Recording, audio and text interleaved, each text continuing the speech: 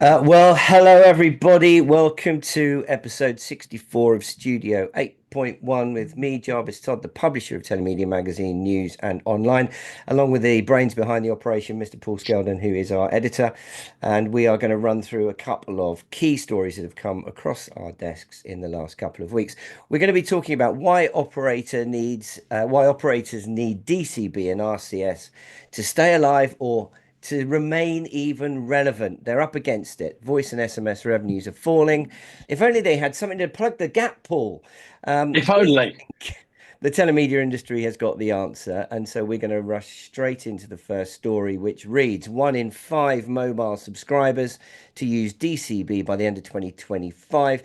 This is Juniper Research's report, Global Carrier Billing Markets 2024 to 2029, where they report that a fifth of all mobile phone subscribers worldwide, that's around 1.5 billion people, will be using carrier billing to buy either digital content, physical goods, or digital tickets in 2025. This is good news for the telemedia industry since DCB underpins almost everything we do. Paul, Juniper, they've been busy this week. Talk us through some of the key points from this story. Yeah, absolutely. Yes, carrier billing continues to grow, albeit sort of slowly. I think a lot of attention gets put onto things like wallets and NFC, things like Apple Pay and instant banking and all that. But carrier billing chugs away in the background, getting more and more popular. If you think back sort of 10, 15 years, it was sort of reasonably unpopular. But thanks to its use worldwide, particularly in sort of emerging markets, it's on the up. And Juniper predict that around 1 in 5 mobile users worldwide, that's about 1.5 billion people, It's a will be lot. using carrier billing by 2020, by the end of this year, 2025.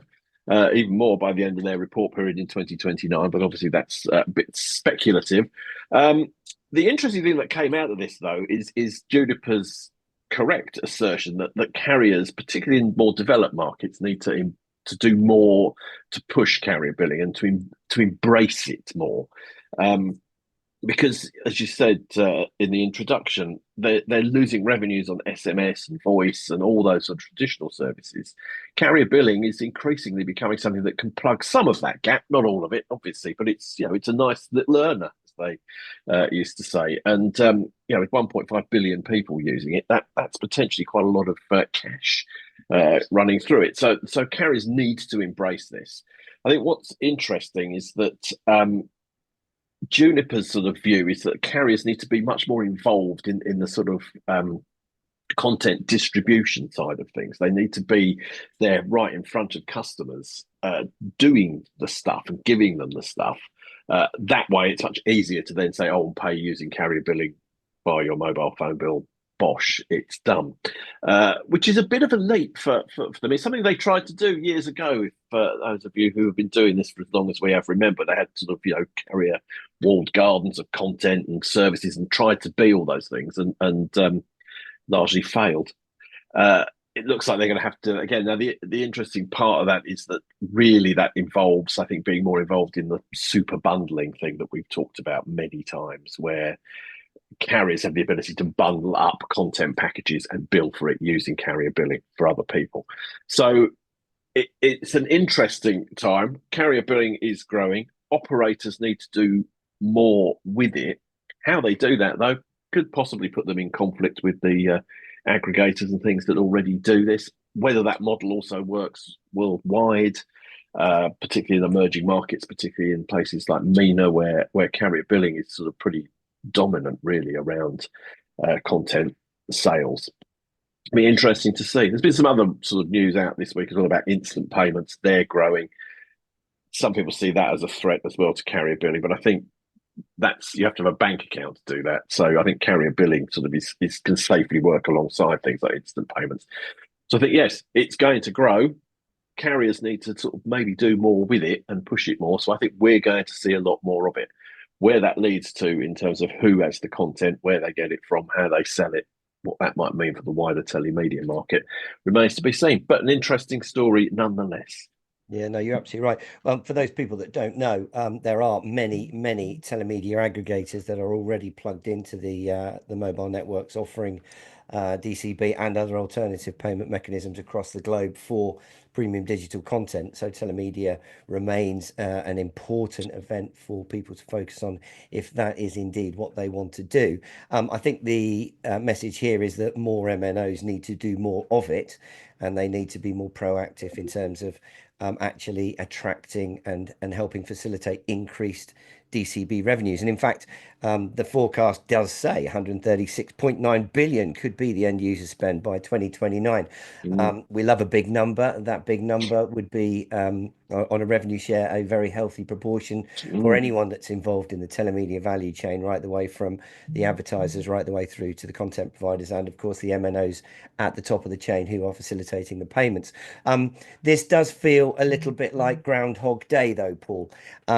Not the first time, Yeah, not we've the been here first time before. We have been here before. the industry and the research groups lament why on earth it's taking the MNOs so long to reconsider their role in the digital payment and content distribution channel. And as you rightly point out, MNOs need to focus more on being content distributors or being part of that distribution channel, and also payment facilitators. And that could also mean things beyond DCB. However, Mm, as I say, we have seen this challenge laid down before them in the past, and they have failed to really grasp the opportunity. Um, I was actually thinking, Paul, given that we've got three incredibly successful telemedia shows already planned this year, we should mm. just simply offer the MNOs some free tickets to come and check it out and Absolutely, I mean, absolutely. goodness me, what more can I offer? But it's there on a plate for them, I think. We all know Mm, that. There was also some reference in to a camera research project, which has now made the APIs a little bit more friendly mm. in terms of them being able to not just do bundling, but also work with other third parties. Is that right?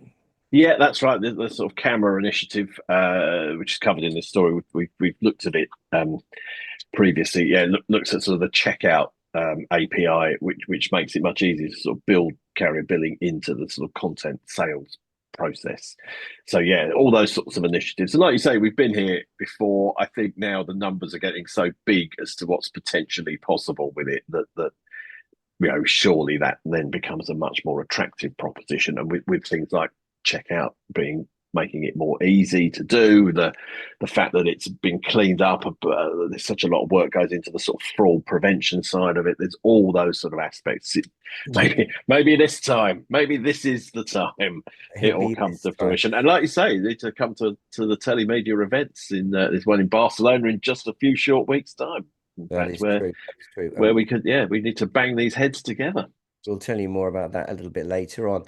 The second opportunity for mobile operators, and certainly area that they need to focus on, according to our friends at Juniper, is messaging, and in particular RCS business messaging, which we talked about a couple of weeks ago.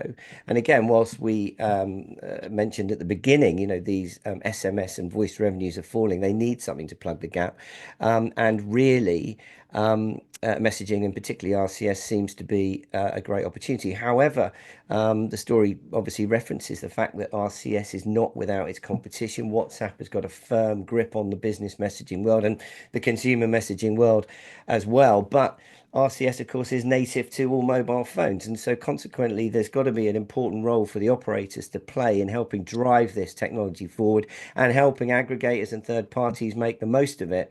Mm. Tell us a little bit more about this story. Juniper's research is referencing a report called Global RCS Business Messaging Market 2024 to 2029, and there's a free download on our site. There is indeed. I think.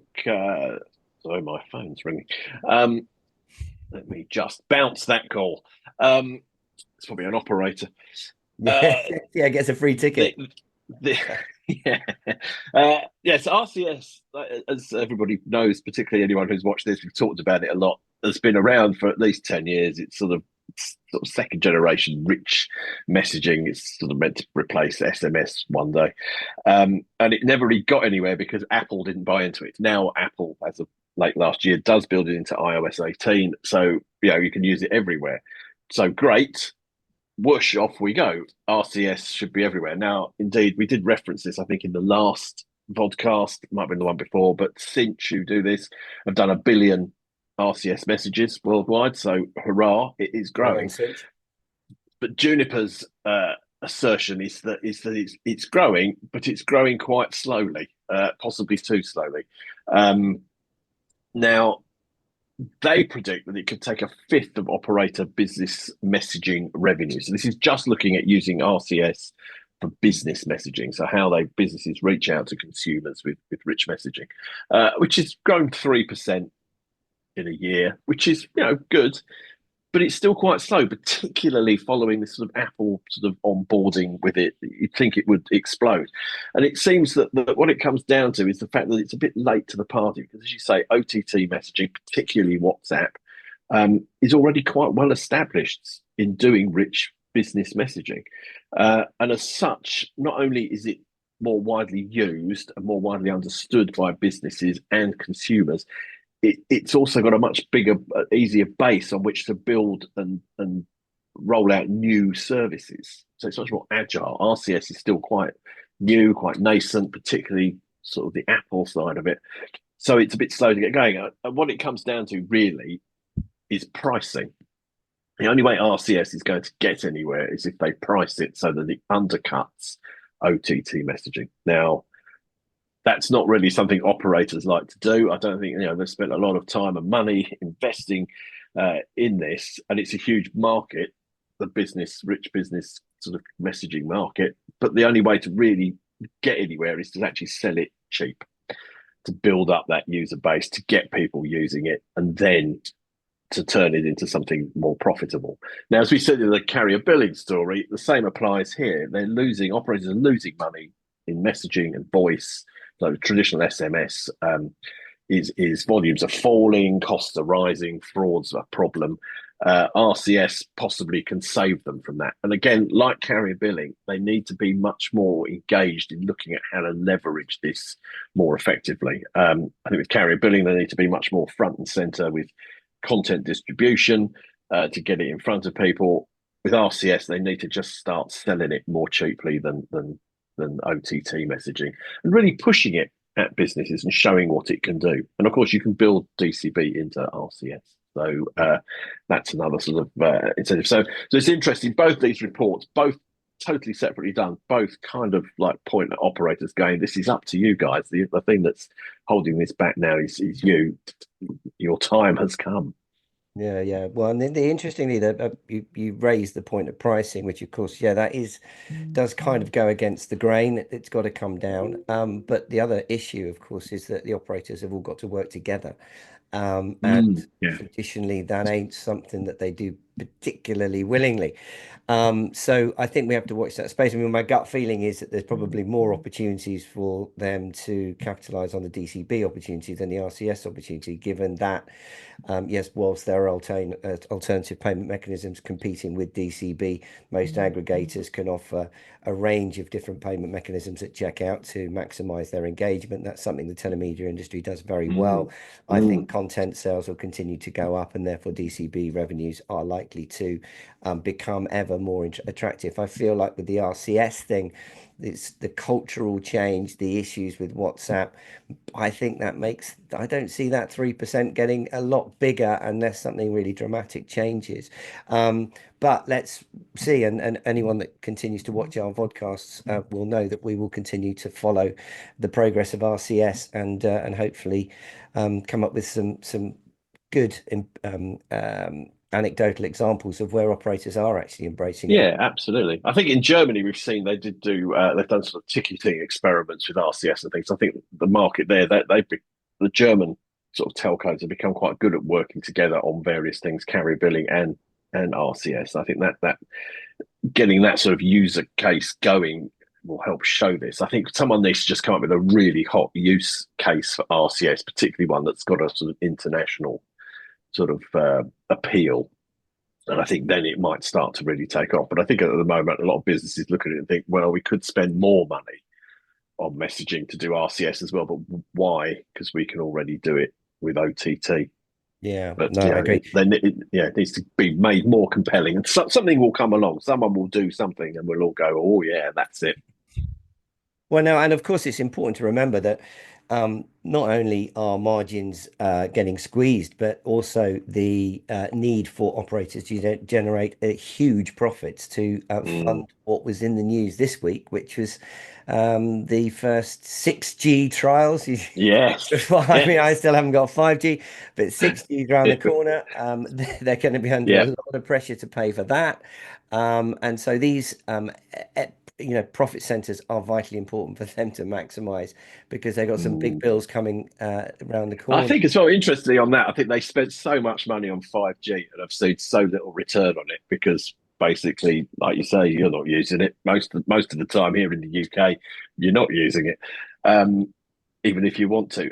I think they might be sort of a bit more circumspect about how much they spend on 6G because I think it's got to deliver something like really fantastic for them to put that kind of money in. I think that we're going to see telcos focus more on these kind of things, like the services, and the billing and those kind of things.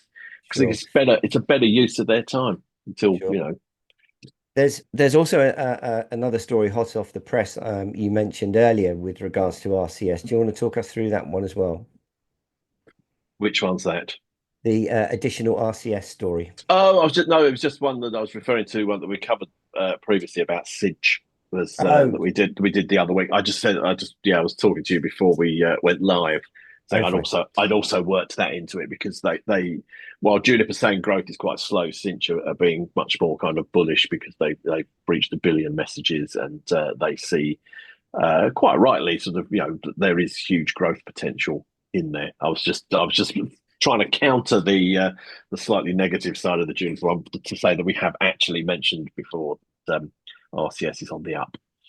Good, good, good. Well, let's finish up by, as I mentioned earlier, not just mobile network operators, but advertisers, content providers, marketeers, payment aggregators. They will all be at one of our telemedia events coming up in 2025. The first of which is 8.1 Live, which is our I suppose it's evolved. We've taken the 8.1 from Mobile World Congress and we've relocated it in downtown Barcelona, and that will be on the 2nd and 3rd of March. The 3rd of March being a meat market day, everybody piling into a wonderful venue in downtown Barcelona. 50 or 60 exhibitors there, lots and lots of back-to-back meetings. So please make sure that you register for that. There's a free level and a premium level. We then have coming up on the 11th to 13th of May, World Telemedia Dubai, already very, very well supported. And I'll talk you through some of the sponsors and give them a shout out after this. And then obviously the bedrock of the telemedia schedule, the trip to Marbella on the 5th to the 7th of October 2025. So hopefully we will get to see some of you there. And if you are looking to drive your MVAS revenues, or if you're looking to distribute content or market or advertise content to mobile Bear with users, me a second. to mobile users that are underpinned by, as I say, a range of billing mechanisms which will improve onboarding, improve engagement levels, and improve basket abandonment. And even probably you will see some of those all important mobile operators making the most of the fact that we bring the whole value chain together in one dynamic environment. Please do make a note of those dates and let's see you. I'd like to just thank the likes of Avina, Creative Clicks, 3A Net, MT2, Sam Media, Dynamic Mobile Billing, and Apex Ad Buyers for being our premium sponsors in Barcelona. Moby Minds, Absolutely Digital, Avina, MT2, all going to be premium sponsors in Dubai and Marbella. We bring Sam Media back for Marbella, and we introduce 3A Net and Mobile Arts as well to a couple of those events. Solaris Payer, also a newcomer to our sponsor lineup, so we're very grateful to see them. And this week we renewed our relationship with the wonderful Melody Media content aggregators extraordinaire, who will be again returning as silver sponsors and security wristband sponsors. So make sure you wear those wristbands, people. And also, we're pleased to see Telecoming returning as well. Telecoming coming back. So lots to talk about, lots of support for those events. Please do get them in your diaries. Please get in touch with me if you're looking to get involved, if you want to visit, if you want to promote your services. We're here to help. That just about wraps it up for this week. We'll be back in 2 weeks' time with another quick summary of Mm. the hottest stories that come across our desks. Please remember, get in touch with us. If you've got a story to tell, we'd love to hear it. So thank you, and I'll see you next week, Paul. Yep, 2 weeks' time. Yep, I'll see you see in you two in two weeks' weeks' time. time. The week before we all head to Barcelona. So that'd be interesting. Look forward to it. Take care of yourself. Cheers, Goodbye, everyone. everyone.